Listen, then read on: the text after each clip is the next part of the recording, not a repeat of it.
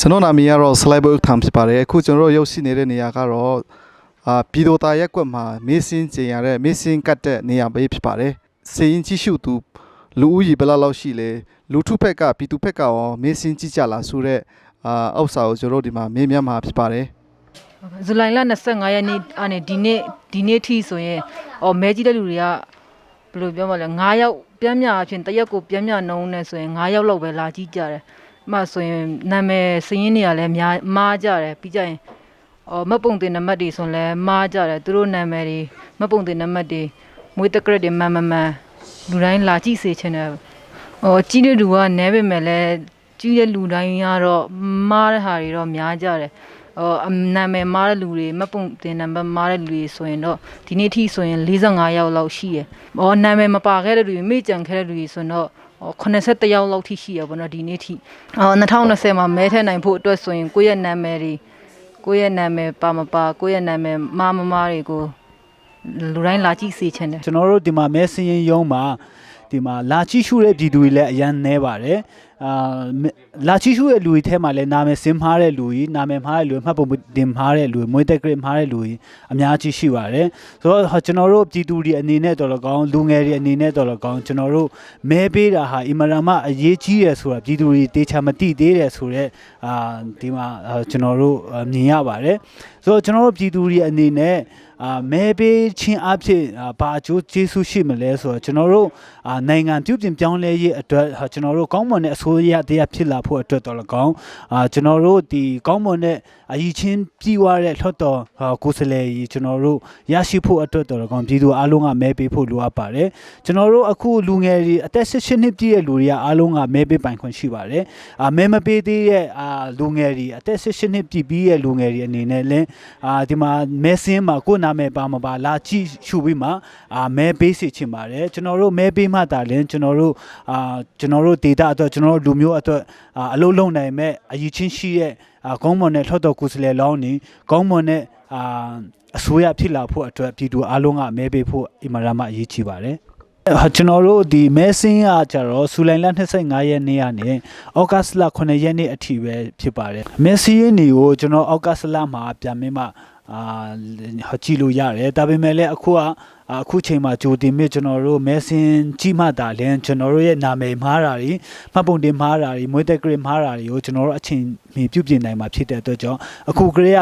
ကြံရှိသေးတဲ့9ရက်အချိန်မှာကိုယ့်ရဲ့နာမည်စင်းတွေကိုမဲစင်းမှာလာချိရှုဖို့အားလုံးကိုနှိုးဆော်တိုက်တွန်းပါတယ်ခင်ဗျာဒီမဲဆန္ဒစရင်မှာအလုပ်လုပ်တဲ့သူတွေရဲ့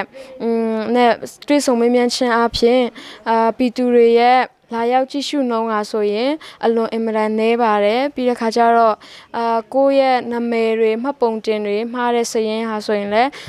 များတယ်လို့သိရတယ်ဒါကြောင့်မလို့ဒီ2020ရွေးကောက်ပွဲမှာကိုရွေးချယ်လိုက်တဲ့ကိုလိုချင်တဲ့အစိုးရကောင်းတစ်ခုဖြစ်မြောက်ဖို့အတွက်ကိုယ့်ရဲ့မဲဆန္ဒတပြားဟာဆိုရင်အလွန်အရေးကြီးပါတယ်ဒါကြောင့်မလို့မဲဆန္ဒစရင်ရုံးမှာကတ်တဲ့နေရာမှာကိုယ်နာမည်ပါမပါလာရောက်ကြည့်ရှုကြဖို့ဖိတ်ခေါ်အပ်ပါတယ်ရှင်ကျွန်မကိုယ်တိုင်လည်းမဲစရင်ရုံးမှာချင်းဦးစီးမဲစရင်ရုံးမှာတွားပြီးတော့မှ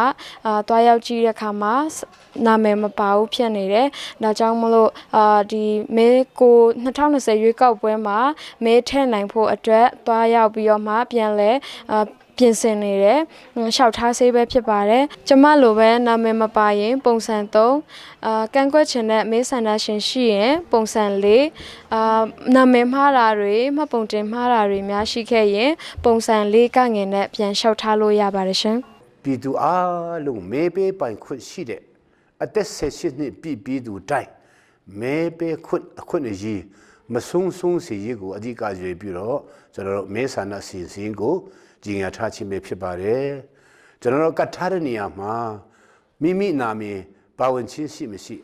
ပါရှိခြင်းရှိမရှိကိုတော့ရောက်ပြီးတော့ကြည့်ရှုနိုင်ပါတယ်အဲ့ဒီကြည့်ရှုတဲ့အခါမှာတကယ်လို့ကျွန်တော်တို့နာမည်မပါခဲ့တော့နာမည်ကြံခဲ့သည်ရှိတော့ကျွန်တော်အဲ့ဒီနေရာတိုင်းမှာကတ်ထားတဲ့နေရာတိုင်းမှာကျွန်တော်တို့ဒီကော်မရှင်ဝန်ထမ်းဒီစေရနာဝန်ထမ်းတွေကိုကျွန်တော်အဲ့ဒီမှာထားရှိပြီးဖြစ်ပါတယ်တို့နဲ့ညှိနှိုင်းပြီးတော့တကယ်လို့နာမည်ကြံခဲ့တယ်ဆိုရင်ပုံစံ3နဲ့ရှောက်ခိုင်းပြီးတော့ကျွန်တော်တို့အဲ့မှာပုံစံ3ဖြစ်ပြီးတော့မဲစင်းမှာပါဝင်နိုင်အောင်ထပ်မံပြီးတော့ကျွန်တော်တို့ဆောင်ရွက်ပေးတော့မှာဖြစ်ပါတယ်အဲ့ဒါကြောင့်မလို့ 2020ရွေးကောက်ပွဲမှာအသက်18နှစ်ပြည်သူတိုင်းအားလုံးမဲပေးနိုင်ရဲ့အတွက်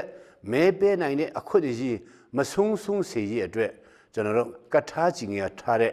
မဲစင်းစန္ဒအစဉ်စီမြတ်ကိုမိမိကိုယ်တိုင်သွားရောက်ကြည့်စုလေ့လာပြီးတော့မိမိတကယ်လို့မပါခဲ့တော့ပါနိုင်အောင်ထပ်လောင်ပြီးတော့ပုံစံနဲ့အတူရှောက်ထားနိုင်ပါတယ်ပါဝင်ပြီးတော့အားလုံး2020ရွေးကောက်ပွဲကိုကျွန်တော်တို့ဒီပြည်သူအားလုံးပါဝင်ပြီးတော့နိုင်ငံခေါင်းဆောင်ကောင်းမြတ်ကိုရွေးချယ်နိုင်ရဲ့အတွက်ပြည်သူအားလုံးပူးပေါင်းပါဝင်ဆောင်ရွက်ပေးကြပါရွေးကောက်ပွဲအောင်မြင်ရဲ့အတွက်အဓိကအရေးကြီးတဲ့အချက်ကတော့ပြည်သူအားလုံးသတင်းမီဒီယာတွေအားလုံးနိုင်ငံရေးပါတီအားလုံးပူးပေါင်းဆောင်ရွက်မှသာလျှင်ကျွန်တော်ရွေးကောက်ပွဲကိုအောင်မြင်စွာကျင်းပနိုင်မှာဖြစ်တဲ့အတွက်ကြောင့်မဲဆန္ဒရှင်ပြည်သူများအနေနဲ့လည်းအလွန်အရေးကြီးတဲ့အခမ်းကဏ္ဍအနေပါဝင်ပါတယ်အားလုံးပူးပေါင်းပါဝင်ပေးကြပါလို့ကျွန်တော်အလွန်အနေနဲ့မေတ္တာရက်ခံပါတယ်အားလုံးကိုကျေးဇူးတင်ပါတယ် ချင်းလန်ပုတ်ကိုကြည့်ရှုတဲ့အတွက်ထူးကျေးဇူးတင်ပါတယ်ကျွန်တော်ကိုတိုင်လဲကျွန်တော်မေးစင်းမှာနာမီပါပါတယ်မှတ်ပုံတင်လဲပါပေမဲ့လည်းနှစ်ခုစလုံးကကျွန်တော်မှတ်ပုံတင်နဲ့လွှင်းနေတဲ့အတွက်ကျွန်တော်ကပုံစံလေးကငင်နဲ့အခုရှောက်ထားနေစေဖြစ်ပါတယ်အားလုံးကိုမေးစင်းခုနာမီပါမပါခုမှတ်ပုံတင်မှိုင်မမှိုင်ခုနာမီမှိုင်မမှိုင်တေချာကြည့်ရှုပေးဖို့ကိုလည်းဒီရနဲ့ကျွန်တော်တိုက်တွန်းလိုပါတယ်ကျေးဇူးတင်ပါတယ်